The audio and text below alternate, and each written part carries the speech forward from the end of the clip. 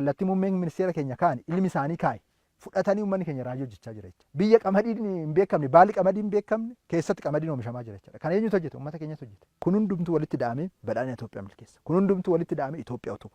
Kun hundumtuu walitti ida'amee kabaja fi birmadummaa biyyaa mirkaneessa jechuudha. Kanaaf ji'a bitootessaa kana keessatti qaanqeen bilisummaa lafa qabattee jirtu sun hireenii fi siyaasa argamee jiru sun qabatamaatti hiree diinagdeetti jijjiirame uummata keenya sadarkaa olaanaatti ceessaa jira.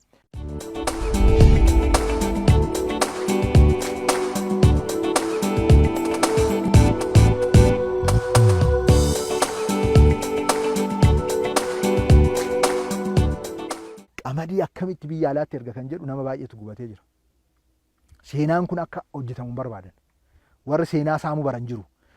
Seenaa saamuu qofa oduu hin taane immoo seenaan akkan hojjetamne dubbiin seenaa warra galuuf jira. Kanaaf seenaan kun jara kanaan maaliif hojjetamaa, uummata kanaan maaliif hojjetamaa jedhanii gubatanii jiran. Kanaaf jedhaniitu mallaqa qaban hunda baasanii siqaa isaanii argaa jiru. Ofiif mallaqa isaaniif isaantu bada malee qamadiin biyya alaatti ergamuu irraa hafu hin jiru jechaadha. Kan hambisuu hin danda'an. It is too late. Amma jijjiirama warraaqsa qamadii irratti raawwatame kana duubatti deebisuu qaamni danda'u tokko iyyuu hin jiru jechuudha.